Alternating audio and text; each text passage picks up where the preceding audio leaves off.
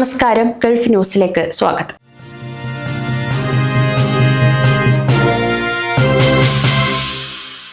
പുതിയ വർഷം 2026 വരവേൽക്കാൻ UAEയിൽ 3 തരത്തിലുള്ള ഔദ്യോഗിക പുതുവത്സര അവധികൾ പ്രഖ്യാപിച്ചു. സ്വകാര്യ സർക്കാർ മേഖലകളിലെ ജീവനക്കാർക്ക് ജനുവരി 1 ശമ്പളത്തോടെയുള്ള അവധി ലഭിക്കും. ഷാർജയിലെ സർക്കാർ ജീവനക്കാർക്ക് 4 ദിവസത്തെ നീണ്ട വാരാന്ത്യം ലഭിക്കും. UAEയിൽ 2026 ജനുവരി 1 സ്വകാര്യ മേഖലയിലെ ജീവനക്കാർക്കും ശമ്പളത്തോടു കൂടിയ പൊതു അവധിയായിരിക്കും. മാനവവിഭവശേഷി എമിറേറ്റൈസേഷൻ മന്ത്രാലയമാണ് ഇത് സ്ഥിരീകരിച്ചത്. പൊതു സ്വകാര്യ മേഖലകൾക്കുള്ള അംഗീകൃത ഔദ്യോഗിക അവധി ദിനങ്ങളെക്കുറിച്ചുള്ള ക്യാബിനറ്റ് തീരുമാനങ്ങൾ നടപ്പിലാക്കുന്നതിന്റെ ഭാഗമായാണ് ഈ നടപടി. UAE ലേബർ നിയമം അനുസരിച്ച് ഒരു ജീവനക്കാരൻ ഔദ്യോഗിക പൊതു അവധി ദിനത്തിൽ ജോലി ചെയ്യാൻ ആവശ്യപ്പെട്ടാൽ തൊഴിലുടമ ഒന്നുകിൽ പകരം വിശ്രമ ദിനം നൽകണം, അല്ലെങ്കിൽ ആ അവധിക്ക് സാധാരണ പ്രവൃത്തി ദിവസത്തെ വേതനവും അടിസ്ഥാന വേതനത്തിന്റെ കുറഞ്ഞത് 50% ബോണസും നൽകണം. ദുബായിൽ ഈ ആഴ്ച മഴയും ശക്തമായ കാറ്റുമുണ്ടാകുമെന്ന് കാലാവസ്ഥാ നിരീക്ഷണ കേന്ദ്രം അറിയിച്ചു. വരും ദിവസങ്ങളിൽ കാലാവസ്ഥയിൽ കാര്യമായ മാറ്റങ്ങളുണ്ടാകും. വെള്ളിയാഴ്ച മുതൽ രാജ്യത്തുടനീളം ഭാഗികമായ മേഘാവൃതമായ അന്തരീക്ഷമായിരിക്കുമെന്നും ദേശീയ കാലാവസ്ഥാ നിരീക്ഷണ കേന്ദ്രം വ്യക്തമാക്കിയിട്ടുണ്ട്. ദ്വീപുകളിലും വടക്കൻ കിഴക്കൻ മേഖലകളിലും രൂപപ്പെടുന്ന ന്യൂനമർദ്ദത്തിന്റെ ഫലമായാണ് രാജ്യത്ത് നേരിയ മഴയ്ക്ക് സാധ്യതയുള്ളത്. വെള്ളിയാഴ്ചയും ശനിയാഴ്ചയും ആകാശം ഭാഗികമായി മേഘാവൃതമായിരിക്കും. കൂടാതെ വടക്കൻ മേഖലകളിലും തീരദേശ പ്രദേശങ്ങളിലും നേരിയ മഴ പെയ്തേക്കാം. താഴ്ന്ന പ്രദേശങ്ങളിൽ താമസിക്കുന്നവർ അധികൃതർ നൽകുന്ന നിർദ്ദേശങ്ങൾ പാലിക്കുകയും വേണം. ക്രിസ്മസ് പുതുവത്സര ആഘോഷങ്ങൾ UAEയിൽ നടന്നുകൊണ്ടിരിക്കുന്ന ഈ ഒരു സാഹചര്യത്തിൽ മഴയും മോശം കാലാവസ്ഥയും ആഘോഷങ്ങൾക്ക് തടസ്സമാകുമോ എന്ന ആശങ്കയിലാണ് പ്രവാസികൾ. ഷാർജയിലെ ഇമാമുമാരും മോദിന്മാരും ഇനി മുതൽ സർക്കാർ ജീവനക്കാരായി കണക്കാക്കപ്പെടും. ഇത് അവർക്ക് സർക്കാർ ജീവനക്കാർക്ക് ലഭിക്കുന്ന എല്ലാ ആനുകൂല്യങ്ങളും ലഭ്യമാക്കും. ഷാർജ ഭരണാധികാരി ഡോക്ടർ സുൽത്താൻ ബിൻ മുഹമ്മദ് അൽ ഖാസിമിയാണ് ഈ നിർദ്ദേശം പുറത്തുവിട്ടത്. ഷാർജയിലെ പള്ളികളിലെ ഇമാമുമാരുടെയും മോദിന്മാരുടെയും എമിറേറ്റിലെ പൊതുജീവനക്കാരുടെ പട്ടികയിൽ ഉൾപ്പെടുത്താൻ അദ്ദേഹം നിർദ്ദേശിച്ചു.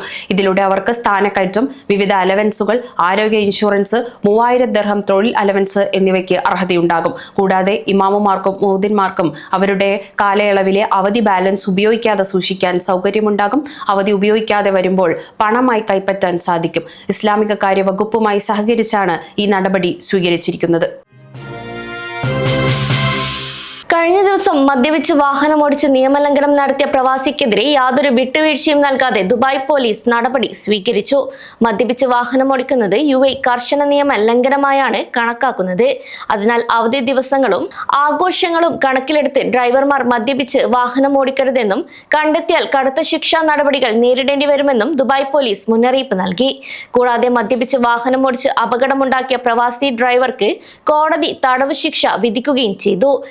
മദ്യപിച്ച് വാഹനമോടിക്കുകയും ചുവപ്പ് സിഗ്നൽ മറികടന്ന് മറ്റൊരു വാഹനത്തിലിടിച്ച് 2 പേർക്ക് പരിക്കേൽപ്പിക്കുകയും ചെയ്തതാണ് ഇയാൾക്കെതിരെ നടപടിയെടുത്തത്. UAEയിലെ പുതിയ നിയമങ്ങൾ പ്രകാരം ഇത്തരം നിയമലംഘനങ്ങൾക്ക് 2 ലക്ഷം ദിർഹം, അതായത് ഏകദേശം 45 ലക്ഷം രൂപ വരെ പിഴ ഈടാക്കും. അതിനാൽ മദ്യപിച്ചോ ലഹരി മരുന്ന് ഉപയോഗിച്ചോ വാഹനം ഓടിച്ചാൽ കോടതി കടുത്ത ശിക്ഷ തന്നെ നൽകും. തണുപ്പിൽ നിന്നും രക്ഷ നേടാൻ വീടിനുള്ളിൽ വിറക് കത്തിക്കുകയും ചാർക്കോൾ ഹീറ്റർ ഉപയോഗിക്കുകയും ചെയ്ത 5 പേർക്ക് ശ്വാസമുട്ടൽ ഉണ്ടായതായി അബുദാബി പോലീസ് അറിയിച്ചു. ശൈത്യകാലത്ത് സുരക്ഷാ മാർഗനിർദ്ദേശങ്ങൾ പാലിക്കാൻ താമസക്കാരോട് അധികൃതർ അഭ്യർത്ഥിച്ചിട്ടുണ്ട്. ശരിയായ വെന്റിലേഷൻ ഇല്ലാത്ത അടഞ്ഞ സ്ഥലങ്ങളിൽ ഇത്തരത്തിലുള്ള രീതികൾ ഉപയോഗിക്കുന്നത് വിഷവാതകം വേഗത്തിൽ അടിഞ്ഞുകൂടാൻ ഇടയാക്കും. സുരക്ഷാ നടപടികളില്ലാതെ വീടിനകത്തോ അടഞ്ഞ മുറികളിലോ കരിയോ വിറകോ ഉപയോഗിച്ച് തീ കത്തിക്കുന്നത് ഒഴിവാക്കാൻ താമസക്കാരോട് അധികൃതർ അഭ്യർത്ഥിച്ചിട്ടുണ്ട്. വിറക് കത്തിച്ചിട്ടുള്ള ഹീറ്ററുകൾക്ക് സമീപം ഉറങ്ങരുത്.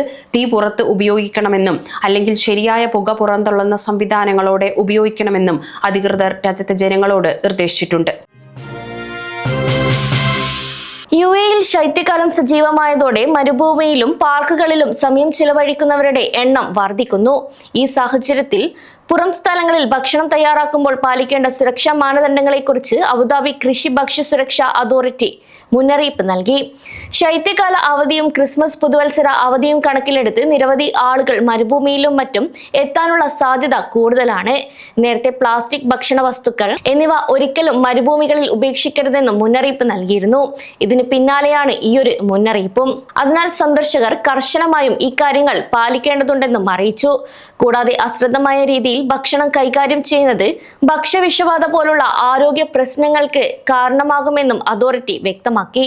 കൂടാതെ ഭക്ഷണം പാകം ചെയ്യുന്ന സ്ഥലം ആളുകൾ ഒത്തുകൂടുന്ന സ്ഥലത്ത് നിന്നും ടെന്റുകളിൽ നിന്നും നിശ്ചിത അകലത്തിലായിരിക്കണമെന്നും പറഞ്ഞു. ഇത് പ്രത്യേകം ശ്രദ്ധിക്കണമെന്നും വ്യക്തമാക്കിയിട്ടുണ്ട്. മക്കയിലെ മസ്ജിദുൽ ഹറമിന്റെ മുകളിൽ നിലയിൽ നിന്ന് ഒരാൾ താഴേക്ക് ചാടി ആത്മഹത്യക്ക് ശ്രമിച്ചു. സംഭവം തടയുന്നതിനെതിരെ ഒരു സുരക്ഷാ ഉദ്യോഗസ്ഥന് പരിക്കേറ്റു. ഇരുവർക്കും ആവശ്യമായ വൈദ്യസഹായം നൽകുകയും നിയമ നടപടികൾ പൂർത്തിയാക്കുകയും ചെയ്തതായി അധികൃതർ അറിയിച്ചു. തീർത്ഥാടകരോട് നിയന്ത്രണങ്ങളും നിർദ്ദേശങ്ങളും പാലിക്കാനും സ്ഥലത്തിന്റെ വിശുദ്ധിക്ക് ബഹുമാനം നൽകാനും ശരിയായ ഇസ്ലാമിക മര്യാദകൾ പാലിക്കാനും ഗ്രാൻഡ് മോസ്കിന്റെ ചീഫ് ഇമാം ഷെയ്ഖ് ഡോക്ടർ അബ്ദുൾ റഹ്മാൻ അൽ സുദൈസ് ആഹ്വാനം ചെയ്തു. തീർത്ഥാടകർക്കിടയിൽ സംഭവം വലിയ ഞെട്ടലുണ്ടാക്കി. ഇത്രയും വിശുദ്ധമായ സ്ഥലത്ത് ഇത്തരം ഒരു സംഭവം നടക്കാൻ പാടില്ലായിരുന്നു എന്നാണ് പലരും പ്രതികരിച്ചത്. ക്രിസ്മസ് പുതുവത്സര അവധി പ്രമാണിച്ച് ഷാർജ വിമാനത്താവളത്തിൽ എത്തുന്ന യാത്രക്കാരുടെ എണ്ണത്തിൽ വൻ വർധനവ്.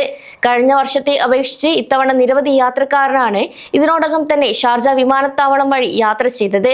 നേരത്തെ ദുബായ് വിമാനത്താവളം തിരക്ക് വർദ്ധിക്കുന്നതായി അറിയിച്ചിരുന്നു.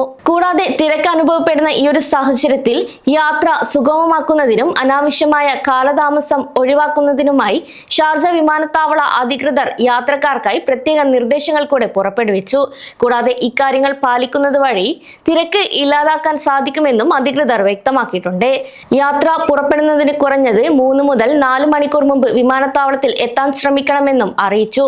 ഇതോടെ ഗൾഫ് സമയം ബുള്ളറ്റിൻ അവസാനിക്കുന്നു. നമസ്കാരം.